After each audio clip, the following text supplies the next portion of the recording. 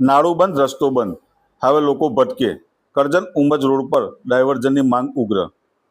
કરજણ નગરથી તાલુકાના ઉમજ ગામને જોડતો મહત્વનો રોડ હાલ લોકો માટે માથાનો દુખાવો બન્યો છે. કુરાઈ અને ખાંધા ગામ વચ્ચે નર્મદા કેનાલ ઉપર આવેલું નાળું જર્જરિત થઈ જતા તંત્રએ મોટા વાહનોની અવરજવર બંધ કરી દીધી છે. પરંતુ વૈકલ્પિક વ્યવસ્થા કરવાનું ભૂલી ગયું હોય તેવી સ્થિતિ સર્જાઈ છે. આ રોડ પરથી પસાર થતા ઉમજ રૂટના આશરે 20 જેટલા ગામોને સીધી અસર પહોંચી છે. લોકોએ માંગ કરી છે કે નહેર પાસે જ તાત્કાલિક ડાયવર્ઝન આપવામાં આવે જેથી વાહન વ્યવહાર સરળ બને. પરંતુ હાલ તંત્ર દ્વારા કરમડી અને પિંગલવાડા તરફ ડાયવર્ઝન આપવામાં આવ્યું છે, જેના કારણે વાહન ચાલકોને લગભગ 15 કિલોમીટરનો લાંબો ફેરાવો પડી રહ્યો છે. ઉપરથી જે રોડ પર ડાયવર્ઝન આપવામાં આવ્યું છે તે પણ જર્જરિત અને સિંગલ પટ્ટીનો હોવાથી મોટા વાહનો માટે મુશ્કેલીભર્યો સાબિત થઈ રહ્યો છે. આ પરિસ્થિતિમાં સરકારી એસટી બસોની સેવા પણ બંધ થઈ ગઈ છે, જેના કારણે મુસાફરો સાથે વિદ્યાર્થીઓને ભારે હાલાકીનો સામનો કરવો પડી રહ્યો છે. હવે નજીકના દિવસોમાં વિદ્યાર્થીઓની પરીક્ષાઓ શરૂ થવાની છે, ત્યારે વાલીઓમાં ચિંતા વધી ગઈ છે કે બાળકો પરીક્ષા કેન્દ્ર સુધી કેવી રીતે પહોંચશે. સ્થાનિક લોકોનું કહેવું છે કે જો નહેર પાસે તાત્કાલિક ડાયવર્ઝન આપવામાં આવે તો એસટી બસો ફરી શરૂ થઈ શકે અને 20 જેટલા ગામના લોકોને મોટી રાહત મળી શકે. હવે પ્રશ્ન એ છે કે તંત્ર લોકોની મુશ્કેલીઓ સમજે છે કે નહીં. જો વહેલી તકે યોગ્ય પગલાં નહીં લેવાય તો વિદ્યાર્થીઓને પરીક્ષા આપવા માટે મોંઘા ખાનગી વાહનોના ભાડા ચૂકવીને જવું પડશે, જે સામાન્ય લોકો માટે મોટો બોજ બનશે.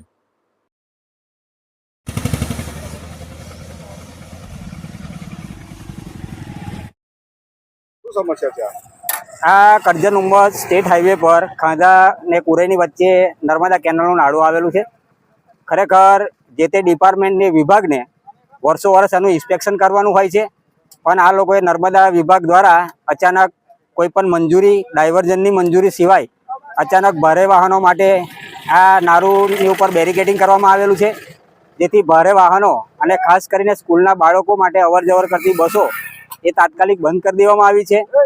અને વૈકલ્પિક રૂપે પિંગળવાડા, માનપુર થઈને ખાંધા અને કરમડી ખાંધાથી એક રૂટ આપવામાં આવેલો છે, પણ એ સિંગલ ગ્રામ્ય માર્ગો છે. એના કારણે ત્યાં કરમડી ખાંધાનો તો રોડ એવો છે કે સાયકલ લઈને જવું હોય અત્યારે અઘરી પરિસ્થિતિ છે. એટલે આ કોઈ ઇન્સ્પેક્શન કર્યા સિવાય, કોઈ સર્વે કર્યા સિવાય અચાનક કરવામાં આવેલું નિર્ણય છે.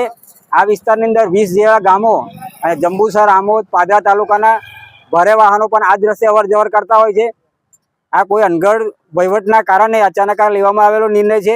ખરેખર તાત્કાલિક આ નાળાની બાજુમાં જ ડાયવર્ઝન બનાવીને ભારે વાહનોને પણ અવર જવર માટેની જગ્યા કરવી જોઈએ, જેથી બાળકો, નાગરિકો અને જે કન્સ્ટ્રક્શનના કામો ચાલે એ લોકોને તકલીફ ના પડે. એ વિશે તાત્કાલિક આ લોકોએ કાર્યવાહી કરવી જોઈએ.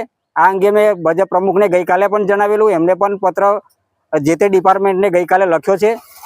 પણ તાત્કાલિક આ વિષયનો નિકાલ આવે, કારણ કે અગાઉ ચોમાસું આવે છે. ચોમાસામાં આથી ગંભીર પરિસ્થિતિ આ વિસ્તાર માટે સર્જાઈ શકે છે, એટલે તાત્કાલિક આ અંગે નિર્ણય લેવામાં આવે એવી સરકારને નમ્ર વિનંતી છે. શું સમસ્યા છે? હવે આ કરજણથી ઉમજ રોડ છે, એની ઉપર આ સંભોઈ ડિસ્ટ્રીબ્યુટર નર્મદા કેનાલની એક કેનાલ છે, એનું નારું જર્જરિત હોવાથી આ લોકોએ કોઈ પણ જાતની જાણ કર્યા વગર ને કોઈ પણ જાતની મંજૂરી લીધા વગર આ રોડ બંધ કરી દીધેલ છે. અને ચેનલો મારી અને એસટી વ્યવહાર પણ બંધ થઈ ગયેલ હોય. અગાઉ 4 તારીખથી પરીક્ષાઓ બાળકોની ચાલુ થાય છે અને 15 થી 20 જેટલા ગામો, પાદરા તાલુકાનો ટ્રાફિક અને જંબુસરનો ટ્રાફિક અહીંયા થઈને પસાર થાય છે.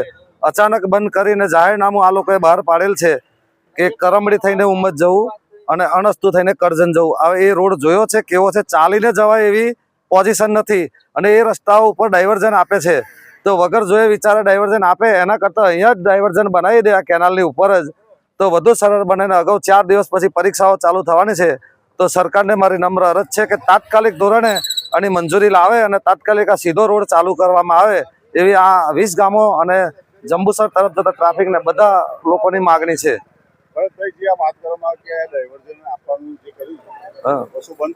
અત્યારે બંધ છે. લોકો ગરીબો ચાલીને જાય છે અને ડાયવર્ઝનથી એ લોકો બસ ચાલુ કરવાનું કહે તો એ શક્ય નથી, કારણ કે શિડ્યુલ બધા ખોરવાઈ જાય ને ભાડું વધી જાય. 15 કિલોમીટરનો ફેરાવો થાય બંને બાજુ, તો લોકોને મોંઘું પડે. અત્યારે લોકોની પરિસ્થિતિ કેવી છે, ગરીબોને બસની અંદર મુસાફરી કરવાની હોય એ કઈ રીતે જઈ શકશે? 20 રૂપિયામાં કરજણ જતા એના બદલે 40 રૂપિયા ભાડું થાય, તો કઈ રીતે જઈ શકશે? અને આ પરીક્ષાનું તો ખાસ 4 દિવસ પછી પરીક્ષાઓ આવે છે, તો બાળકો પહોંચશે કેવી રીતે? 20 ગામના બાળકોનું ભાવિ જોખમમાં છે. પરમાર ભરતસિંહ. 29 વર્ષથી ગ્રાહકોનો અતૂટ વિશ્વાસ એટલે લકી હોમ અપ્લાયન્સ લઈને આવી છે બીજો લકી ડ્રો ઇનામ. તો આજે જ મુલાકાત લો.